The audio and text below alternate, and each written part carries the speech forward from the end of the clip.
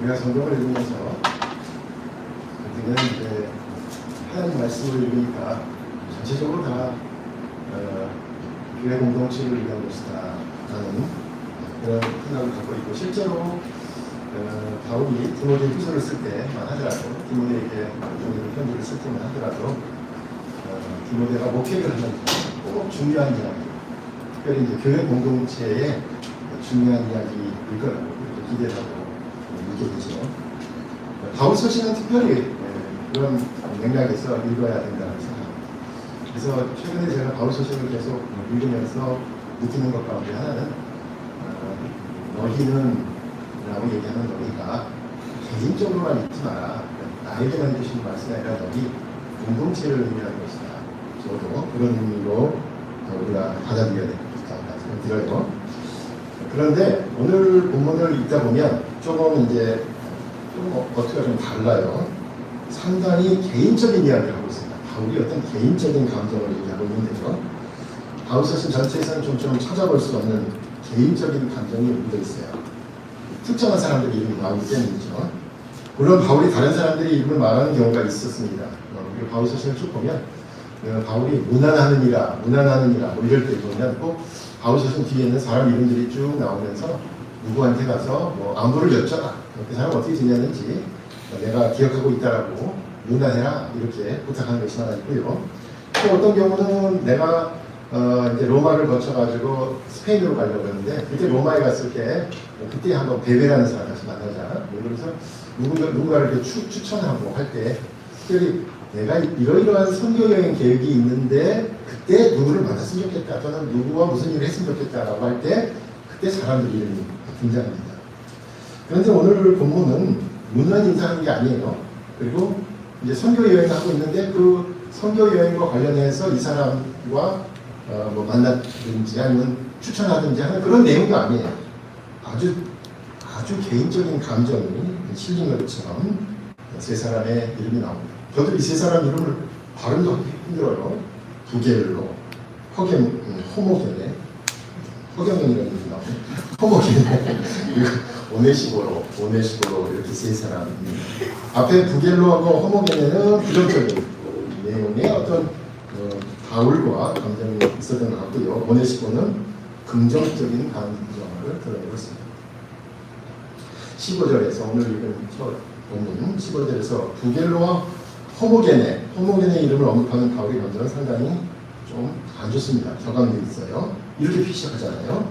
아시아에 있는 모든 사람이 나를 버린 이유를 내가 아는. 바울이 뭔가 열심히 했는데 말이에요. 아시아에서 전체적으로 틀어지고 계획대로 되지 않아서 실패한 일을 언급하고 있어요. 그것도 표현이 이렇게 돼 있어요. 아시아에 있는 모든 사람이 나를 버렸다. 상당히 세지요. 한 사람도 아니고 두 사람도 아니고 아시아에 있는 모든 사람이 나를 버렸다. 대단한 충격을 받았다라는 거죠. 물론 과장된 표현일 겁니다. 아시아 그러면 우리를 포함한, 한국을 포함한 아시아를 얘기한 건 아니고, 이때 아시아는 로마 제국이 소아시아일 때 터키 땅, 튀르키예의 서부 지역에 속주를 뒀습니다. 그리고 그 이름을 아시아 속주라고 해서 소아시아에 있는 특별한 어떤 지역인데, 그 지역은 튀르키예의 서쪽, 그리고 유럽 이전의 아시아의 서쪽이기 때문에 구체적으로 말하면 에베소예요. 에베소인데 어떻게 그걸 알 수 있냐면 그 아시아 속주의 수도가 바로 에베소이기 때문에 그렇습니다. 그렇다면 이거죠. 정확히 말하자면 에베소 교회에 대한 이야기를 하고 있는 겁니다. 바울은 에베소 교회에 아주 큰 애착을 가졌습니다. 자신이 3년을 목회했고요. 이후에 아들과 같은 디모데, 지금 현직을 갖고 있는 디모데도 바로 이 에베소에서 목회를 하도록 배려했습니다. 그런데 그 에베소 교회 전체가 바울을 배반했다는 얘기가 되잖아요. 자세히는 알 수 없어요. 무슨 얘기인지. 그렇지만 바울 편지에서 밝히는 것으로 보아서 우리가 13절에, 지난번에 본 13절에 나온 것으로 미로 보건데 다른 말과 관련이 있을 거로 봅니다. 다른 말. 그러니까 이 에베소 교회 교인 전체가 다른 말을 하지 않았다는 거예요. 그건 뭐냐면 아마도 바울의 가르침을 따르지 않았다는 뜻일 테고요. 다른 교훈, 다른 말하자면 다른 교리를 따르지 않았던 것이라 생각할 수 있습니다. 어쨌든 에베소 교회 좀 풀었으면 에베소 교회 많은 사람들이 이단의 가르침에 빠지게 된다. 이렇게 정리할 수 있을 것 같습니다. 우리는 그 사건의 진상을 알 수 없습니다. 그런데 바울은 에베소 교회 모두가 자신의 뜻에 따르지 않았다고 상당히 절망적으로 표현하고 있고요. 그 가운데 꼭 집어서 이 두 사람은 부겔로 호모게네는 특별히 나를 버렸다. 이렇게 얘기하고 있습니다. 디모데후서를 쓰고 있는 바울은 지금 마지막 순간을 직감하고 있지요. 그러면서 이제 얼마 남지 않고 사형 집행을 기다리고 있는데 그 에베소 교회를 생각하니까 자신이 그렇게 애쓰고 애정을 쏟아붓고 모든 것을 투여한 것에서 눈에 보이는 열매가 없다라는 거예요. 어쩌면 평생을 내가 그 일을 위해서 열심히 살았는데 그래서 내가 얼마 있으면 이제 죽을 텐데 평생을 해온 그 일이 아무 열매가 없다라는 얘기입니다. 에베소 교회를 위해서 그렇게 애를 썼는데 거기에 있는 모두가 나를 배반했다라는 얘기예요. 이거는 내가 평생 애쓰고 땀을 흘리고 피눈물을 흘렸던 그 일이 안 됐다라는 그 얘기입니다. 그렇게 기도했는데 그렇게 권면했는데 그렇게 애를 썼는데 이런 결과가 나오다니. 바울 자신이 조금이라도 젊다면, 아니 바울이 지금 자유의 몸이라면, 바울이 그 어떤 조그마한 기회라도 있다면 이런 표현을 쓰지는 않았을 겁니다. 바울은 그만큼 외롭고 힘들고 지쳐있죠. 그리고 평생을 바친 주님의 일에 오히려 배신감만 가득 안고 마지막 순간을 기다리고 있습니다. 무엇보다도 외로웠을 겁니다. 주님을 위한 일이었잖아요. 주님만을 바라보고 한 일이고, 그리고 주님의 일이었잖아요. 근데 그 결과가 자신의 생각과 기대와 계획과는 달랐기 때문에 이런 절망적인 말을 쏟아내고 있는 겁니다. 아시아에 있는 모든 사람이 나를 버린 이 일을 내가 하다니.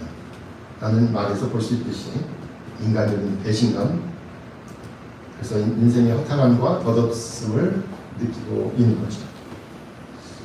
특히 이 디모데후서 뒤쪽에 가면 맨 뒤에 나오는 4장 9절에 가면 바울의 외로움을 더 잘 읽을 수 있습니다. 여기서는 부겔로하고 호모게네뿐만이 아니라 자신이 제자로 키운 사람들이 이런저런 이유로 자신에게서 멀어지는 것을 말하고 있습니다. 4장 9절에는 이렇게 얘기합니다. 너는 속히 내게 오라. 디모데에게 대마는 이 세상을 사랑하여 나를 버리고 데살로니가로 갔고 그레스게는 갈라디아로 디도는 달마디아로 누가만 나와 함께 있느니라. 이렇게 말합니다. 언제나 들어가도 그것이 봄이 됐건 여름이 됐건 언제 들어가도 추운 곳은 감옥입니다. 그 감옥에서 점점 추워지는 날씨를 맞으면서 아마도 자신의 인생에서 마지막 겨울이 될 날을 보내면서 바울은 그 무엇보다도 외로웠습니다. 그래서 바울은 4장 13절에서 이렇게 디모데에게 부탁합니다. 네가 올 때, 디모데 네가 나한테 올 때, 이 로마 감옥에 올 때에 내가 드로아 가보의 집에 둔 겉옷을 가지고 가라. 겉옷을 가지고 가라. 또 책은 특별히 가죽 종이에 쓴 것을 가지고 가라. 이렇게 부탁합니다. 추운 날씨에 감옥에 있으면서 겨울을 견딜 겉옷을 가지고 오라고 간곡하게 부탁합니다. 그가 아마 에베소 근처 드로아를 떠나면서 언제 또 있겠어? 이 두툼한 겉옷이 뭐 나한테 필요하겠어? 하고 놔두고 온 옷이죠. 그런데 그 겉옷이 생각난 거예요. 왜? 감옥에 있는 자신의 이 추운 이 감옥 날씨를 견딜 수 없을 거라고 생각해서 그 겉옷이 생각난 거죠. 감옥에 있는 자신을 두고 사람이 하나둘 떠나니 더 추웠을 겁니다. 그 겉옷으로 환기를 달래며 이번 겨울만은 어떻게든 견뎌보자 이렇게 생각하면서 겉옷을 부탁합니다. 그리고 가죽 종이에 쓴 것, 그것을 가져오라. 내가 가죽 종이 양피지에 쓴 것은 분명히 성경책일 겁니다. 당시에는 구약 성경밖에 없었으니까요. 구약 성경을 말하는 것이죠. 성경, 하나님의 말씀을 가지고 오면 이 추운 겨울을 이길 수 있을 것이다 기대하는 것입니다. 날씨는 점점 추워지는 감옥이지만 오직 하나님의 말씀만을 읽고 의지하며 기도하는 것이 그것이 자신의 마지막 일이다 라고 깨달은 겁니다. 추운 겨울 감옥에서 인생의 마지막을 준비하는 바울에게 그나마 견딜 수 있는 것은 바로 이 겉옷과 하나님의 말씀이었습니다. 더 많은 것이 필요했겠죠. 그러나 바울은 많은 것을 요청하지 않습니다. 겉옷 한 벌입니다. 새로운 것도 아닙니다. 자신이 입던 옷입니다. 그리고 늘 입던 바로 그 말씀입니다. 그 말씀이 가장 혹독한 시절을 견딜 수 있게 해줄 것이라 믿었던 것입니다. 청년회에서 금요일마다 같이 하나님 말씀이 있는데 이번 주부터 누가복음 1장을 시작했습니다. 누가복음 1장 잘 아는 내용이죠. 예수님 성탄과 관련된 나오는 얘기인데 마음에 남는 구절을 나누라고 하는데 우리 청년 한 사람이 37장, 1장 37절의 말씀이 눈에 들어온다는 거예요. 그 내용은 뭐냐면 마리아가 가브리엘로부터 아이를 잉태할 것이다 라는 수태고지를 하는 대목입니다. 마리아가 묻습니다. 어떻게 이것이 가능합니까? 그랬더니 가브리엘 천사가 하는 말이에요. 대저 하나님의 모든 말씀은 능하지 못하신다. 근데 그 말씀이 자기에게 부딪힌다는 거예요. 하나님의 말씀. 특별히 우리 청년들이 읽는 그 번역은 이렇게 되어 있어요. 하나님에게는 안 되는 일이 아무것도 없다. 하나님에게는 안 되는 것이 아무것도 없다. 우리 집사님도 그 말씀이 그 많은 말씀이라고. 저는 오히려 이것은 누가복음이고 데오빌로에게 보내는 편지고 여인들의 얘기가 많이 있고 이제 저는 상투적인 어떤 그런 이야기를 하고 있는데 그런 다른 것이 다 중요한 게 아니라고. 딱 한 가지 말씀. 하나님에게는 안 되는 일이 아무것도 없다.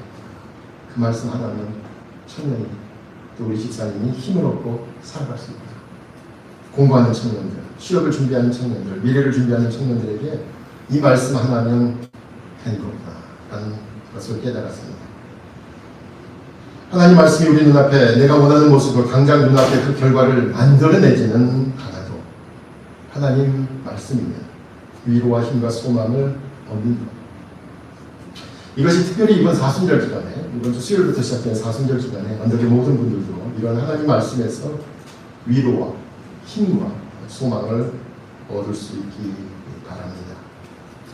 바울이 감옥에서 외로운 모습은 잠시 후 이제 우리가 공동체 성경님께서 오늘 읽을 마태복음 26장에 나오는 예수님의 모습하고 너무나 유사합니다. 사도행전을 쭉 읽으면 그 바울의 모습이 예수님의 모습하고 유사해요. 병자를 고치는 것, 고난을 당하는 것, 배신당하는 것 그런 유사한데 특별히 마태복음 26장 예수님 모습하고 너무나 유사합니다. 바울이 에베소에서 3년 목회했잖아요. 그렇죠? 예수님도 공생에 목회를 3년 하셨습니다. 예수님의 제자들은 그 어떤 일도 함께 하겠다고 다짐하는 장면이 마태복음 26장에 나옵니다. 조금 전까지 같이 식사를 했었습니다. 그러면서 식사 중에 예수님께서 한 사람이 나를 배신할 거다 그러니까 그런 사람 없습니다. 우리 가운데 그런 사람 아무도 없습니다. 저는 아니죠. 저는 아닙니다. 이렇게 다짐했습니다. 그런 일은 죽어도 없을 것이라고 장담했던 사람들이죠. 그들 가운데 몇 사람도 예수님께서 겟세마네 동산에서 기도할 때 있었던 사람들이죠. 그렇게 주님과 계속 머물렀던 사람들입니다. 그렇게 철석같이 맹세했던 제자들도 유대인 종교 지도자들이 또 그들 그 무리들이 또 칼과 몽치를 들고 왔을 때 다 도망갔습니다. 수제자라고 자처한 베드로도 여자아이가 고발하니까 예수님을 저주하면서까지 도망을 가고 말았습니다. 예수님과 같은 배신과 실망과 절망에 처한 바울은 결국 하나님의 말씀에서 위로를 얻고자 했습니다. 여러분, 우리가 교회다, 신앙 공동체라고 하는 그 이유는 뭘까요? 결국 그 어떤 절망의 순간에도 우리가 결국 의지할 것은 하나님의 말씀에서 위로와 힘과 소망을 읽어내는 사람들이다. 그것이 신앙 공동체라는 뜻이죠. 저희들이 교회라는 이름으로 모인 이유가 뭡니까? 그거예요. 그 어떤 일이 있어도 결국 하나님 말씀 가운데서 위로와 힘과 소망을 얻고 이뤄놓는 사람들이라는 뜻입니다. 말씀드린 대로 사순절 기간에 특별히 저와 여러분도 주님의 말씀을 더욱 가까이 읽고 묵상하는 시간을 조금이라도 더 가졌으면 좋겠습니다. 특별히 이 사순절 기간은 어렵고 힘들고 지친 사람들의 삶을 바로 우리 주님께서 사셨다. 우리 주님께서도 어렵고 힘들고 지친 인생을 사셨다라는 것을 깨닫는 시간입니다. 그리고 그 주님의 고난을 기억하면서 그 주님의 모습이 어렵고 힘들고 지친 그 주님의 모습이 지금 우리 주위에서 위해서 그런 삶을 사는 사람이 있다라는 것을 인정하는 시간이에요. 머리 볼 것 없습니다. 다른 사람 볼 것 없습니다. 아니, 그렇게 어렵게 사는 사람 누가 있어? 여기 있죠. 내 자신이 그렇게 살고 있잖아요. 내 자신이 그런 인생을 살고 있잖아요. 멀리 찾을 거 없어요. 내 밖에서 예수님을 찾는 게 아니에요. 내가 바로 그런 사람이구나. 내가 구원받는 사람이구나 라는 것을 깨닫는 것에서부터 시작하는 것이죠. 삶의 무게로 인해 어려움을 겪는, 그것도 지금 어려움을 겪고 있는 분들, 이 어렵고 힘든 시기에 특히 주님의 말씀 가운데 위로를 얻기 바랍니다. 질병으로, 경제적인 이유로, 사람 사이의 관계로 어려움을 겪는 분들이 말씀 가운데 위로를 얻는 시간이 되어야 하겠습니다. 또한 주님을 위해서 어려운 사람들을 위한 의로운 일을 하다가 고난을 마주하는 분들도 하나님의 말씀 가운데서 위로가 가장 크게 얻을 수 있습니다. 바로 그 일을 위해서 우리가 모이는 것이고, 우리 한 사람 한 사람 자신을 포함해서 지금 고난을 당하는 사람과 함께하기 위해서 모이는 것입니다. 그렇다면 바울은 아시아의 모든 사람이 자신을 버린 것과 같은 상황을 어떻게 마주합니까? 부겔로, 호모게네, 많은 다른 한 사람의 이름을 떠올립니다. 바로 오네시보로입니다. 오네시보로가 이름입니다. 부겔로, 호모게네 다 이 디모데 후서에만 등장하는 이름이에요. 아무리 찾아봐도 더 이상 설명은 없습니다. 이 본문 내에서 더 이상 알 수 없어요. 고난을 당하고 있는 바울을 외면하고 떠난 사람들은 많다 이거지요. 그 가운데 부겔로, 호모게네가 있었지만 한 사람, 바울에게 남은 사람이 있었는데 바로 오네시보로였습니다. 오네시보로라는 이름의 뜻은 유익을 끼치는 자, 수익을 가져오는 자라는 뜻이에요. 그 사람이 그런 사람이 살아서 이름을 붙인 건 아니겠죠. 그 이름을 짓고 보니까 그와 유사한 삶을 살게 된 것이고, 그래서 그 이름처럼 오네시보로는 바울이 어려움을 당할 때 여러 유익과 도움을 주었습니다. 특별히 어떤 도움을 줬는지 세 가지로 바울이 요약하고 있습니다. 이렇게 생각하면 되겠죠. 고난 당하고 있는 사람은 지금 바울의 입장이죠.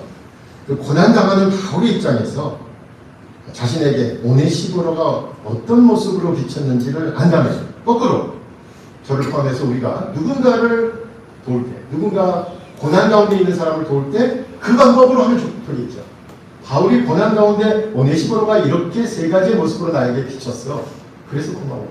라고 하는 그 모습을 그대로 우리가 누군가에게 도움을 줄 때는 그 모습으로 다가가면 될 겁니다. 첫째는 격려하였다라고 하고 있어요. 격려. 16절에서 바울이 이렇게 말합니다. 그가 나를 자주 격려해주고 라고 말합니다. 지금 힘든 사람에게 필요한 것은 바로 격려입니다. 물론 지금 그 사람의 일이 잘 풀리지 않으면 뭔가 조언해주고 싶지요. 그 사람에게 다른 방법을 알려주고 싶지요. 그리고 그 사람에게 그렇게 하면 안 돼! 그렇게 해서 안 된 거야! 라고 지적해주고 싶지요. 그런데 정말로 중요한 건 지적하고 가르치고 교정하는 것이 아니라는 겁니다. 격려하는 것이 먼저입니다. 특히 요즘 청년들의 표현에 말하자면, 잘 들어보세요. 요즘 청년들의, 이게 어디, 랩송 가사도 나왔던 것 같아요. 요즘 청년의 표현으로 말하자면, 짬에서 나오는 바이브가 있어야 된다. 짬에서 나오는 바이브. 가만히 생각하면 짬. 근데 영어 아니에요? 짬밥 많단 말이에요. 경력에서 나오는. 말이 아니에요. 우라가 있다 이거예요. 바이브가 있다 이거예요. 그래서 짬에서 나오는 바이브가 있어야 된다. 그렇죠.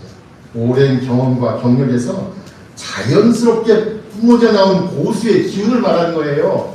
말로 잔소리하고 아니 그렇게 했으니까 안 됐어. 이렇게 해봐. 이런 조언이나 가르침이나 훈계 아니에요. 그냥 있음으로 인해서 든든하게 느껴지는 그런 경험입니다. 특히 우리는 자녀들을 통해서 우리가 실패를 경험해봤잖아요. 저도요.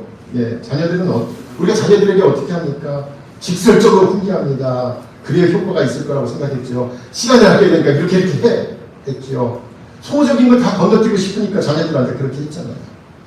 강하게 말해야 된다라고 교정할 것 같으니까 그렇게 했어요. 그런데 사실은 자녀들에게서는 악영향을 끼쳤다는 것은 우리는 금방 알았잖아요. 이제까지 그런 연속이었잖아요. 우리 자녀들한테.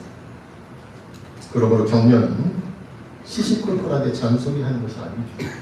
이건 이렇고 저건 저렇다고 이성적이고 합리적으로 가르침을 주는 것도 아닙니다. 그렇다고 이렇게 살아야 하고 저렇게 살면 안 된다는 윤리적인 옳음을 주장한다고 그것도 아닙니다. 함께하면서 이야기 듣고 기다리는 것입니다. 함께 그 문제를 고민하는 것입니다. 답을 주려고 하지 마세요. 고민.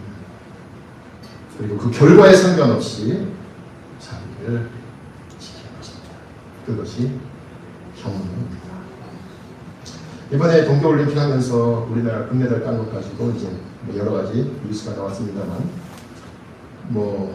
이 여성 스노보드 하프파이프에서 금메달 딴 이야기 감동입니다. 그 자체로 끝까지 포기하지 않고 금메달 딴 그 선수도 대단하지만, 저는 오히려 옆에서 은메달 따서 자기의 목표를 달성하지 못했던 클로이 킴이라는 그 한국계 선수가 정말로 대단했습니다. 8년 전 평창에서 금메달 땄고, 지난번에는 베이징에서 따고, 요번에 해서 3연속 금메달을 딸 수 있었는데, 그때부터 알고 있었던 최강훈 선수를 꾸준히 도와주고 위로해주고, 다쳤을 때는 같이 울면서 위로해줬는데, 이번엔 자기보다 더 잘하는 모습을 보면서 격려하고, 사진 안 나올까 봐 얼굴 고쳐주고, 언니의 모습, 그러면서 이렇게 얘기를 했어요. 매우 자랑스럽고 앞으로 활약이 기대된다.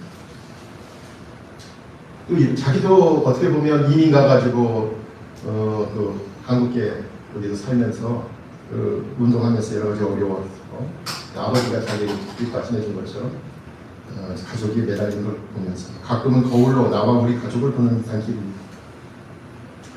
제가 영원히 할 수 없다는 것을 알고 있었고, 훌륭한 선수들의 손으로 넘어간다는 사실입니다.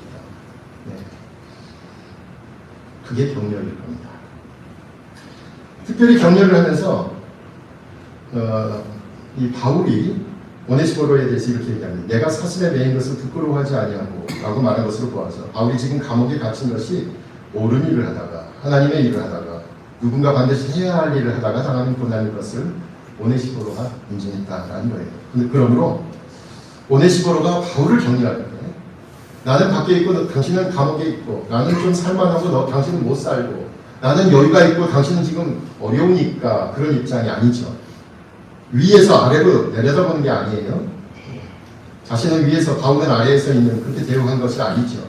함께 친구로, 동료로, 스승으로 대한 겁니다. 지금 바울이 당하고 있는 고난을 생각하면 이해할 수 없는 것입니다. 그렇지만 바로 이해할 수 없는 인생을 함께 사는 동행자로서 인정한 것이 바로 격려였습니다. 두 번째는 부지런히 찾아와 만났습니다. 격려하고 부지런히 찾아서 만났다. 17절에서 바울이 이렇게 얘기합니다. 로마에 있을 때 나를 부지런히 찾아와 만났습니다 라고 말합니다. 어려움을 당한 사람은 마지못해 한 번 찾아가는 것이 아니라 기회가 될 때마다, 아니 기회가 없으면 억지로라도 만들어서 찾아보라 이것이죠. 성결한 삶을 먼저 가르치고 또 실천했던 18세기 영국의 웨슬리 목사님은 1786년, 말년이에요. 말년의 설교입니다.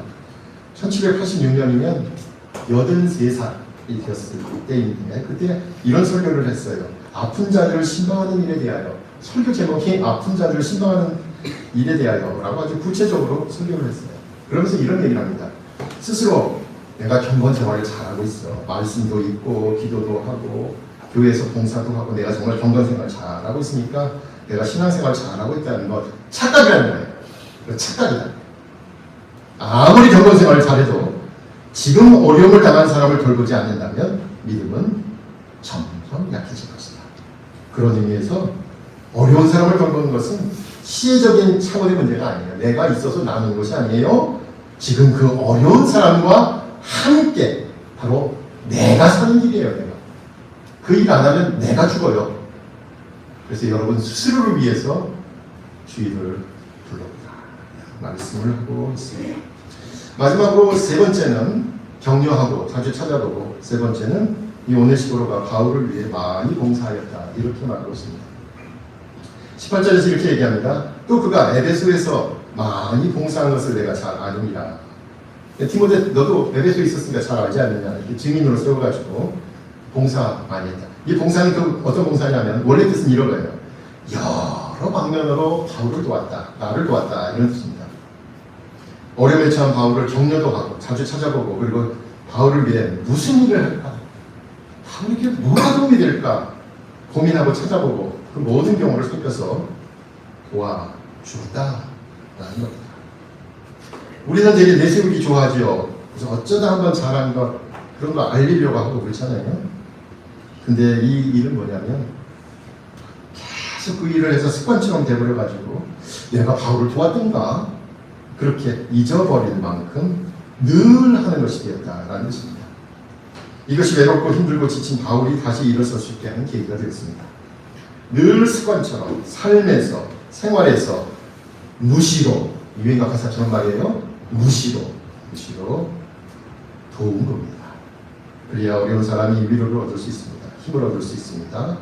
소망을 가지고 다시 설 수 있습니다.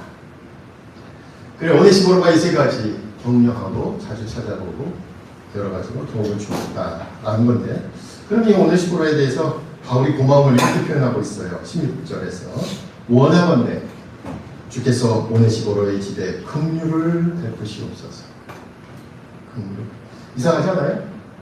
오네시모로에게 긍휼을 베푸시옵소서가 아니라 오네시모로의 집에 이 오네시모로가 또 한 번 등장하는데 4장 19절 디모데후서 뒤쪽에 한 번 등장합니다. 오네시모로의 집에 문하라 이렇게 나옵니다. 왜 개인에게 얘기 안 하고 가정에 집에 오네시모로의 집에 이렇게 얘기할까요? 그래서 왜 그럴까 찾아보니까 아마도 오네시모로가 지금 살아있지 않은 것 같아요. 오네시모로는 죽어서 세상을 떠난 것 같아요. 그러니까 오네시모로의 가정에 그 고마움을 표현하면서 오네시모로의 가정에 주님의 긍휼이 머물기를 바란다라고 얘기하고 있습니다. 바울은 모두가 자신을 떠나는 것 같은 절망적인 상황에 끝까지 남아서 오네시모로 자신을 격려하고 자주 찾아보고 그리고 많은 봉사를 한 것이 너무나 감사해서 오네시모로의 집에 주님의 긍휼을 기도하고 있어요. 18절에 오늘 본문 끝에 보면 뭐라고 그래요? 마지막 날에 오네시모로 자신이 주님의 긍휼을 받기를 간구하고 있어요. 그러면서 디모데를 비롯한 교회의 구성원들이 오네시모로를 꼭 기억하기를 바라고 있습니다. 그만큼 오네시모로에게 감사한 마음이 있었던 것입니다. 오늘 저는 본문에서 바울이 아주 공적이고 교회 공동체를 위한 일을 했고 또 그런 건덕을 위한 일을 얘기하는 것 같겠지만 지극히 사적이고 지극히 개인적인 감정과 얽혀있는 세 사람의 이야기를 했습니다. 우리는 많은 사람이 아니라 바로 그 한 사람의 격려와 방문과 도움으로 살아갈 수 있습니다. 바울이 오네시모로 그 한 이름만 떠올려도 추운 겨울 감옥 생활을 견딜 수 있었던 것처럼 지금 어려움을 겪는 바로 그 사람은 저와 여러분의 격려와 방문과 도움으로 살아갈 수 있습니다. 매번 제가 반복해서 하는 얘기지만 우리가 세상을 한꺼번에 바꿀 수는 없을지 모릅니다. 그렇지만 그 한 사람에게 우리가 격려하고 도움을 주고 자주 찾아가면 그 한 사람이 세상에 대해서 갖는 삶의 태도를 바꿀 수는 있습니다. 그래서 그 사람이 그래 세상은 살만한 가치가 있구나. 그래서 세상에 좋은 사람은 한 사람쯤은 있구나. 그래서 세상은 하나님께서 만드신 것이구나 라고 고백하는 그 한 사람을 통해 우리가 하나님의 뜻을 전할 수 있습니다. 특히 이번 명절 기간에 그런 사람들을 생각했으면 좋겠습니다. 여러분 가족 가운데 질병으로 또 나이로 경제적인 여건으로 사람 사이에 상처를 입어서 함께하지 못한 사람이 있을 겁니다. 찾아보시고요. 또 작은 친절로 평소에 바빠서 찾아보지 못했던 가족뿐만이 아니라 동료나 친구나 직장에서 혹은 우리 동료들 간에 신앙의 동료들 가운데 격려와 방문과 도움을 전할 수 있는 저와 여러분 되시기를 간절히 부탁드립니다. 기도하겠습니다. 부자 하나님, 오늘 바울의 편지를 통하여서 우리가 정말로 고난 가운데 살고 있는 인생임을 깨닫게 하시고 우리와 동일한 신앙의 삶을 살고 있는 이들에게 관심을 갖고 그들을 격려하는 자주 찾아보고 또 많은 방면으로 도움을 줄 수 있는 우리가 될 수 있도록 인도하여 주시기 원합니다.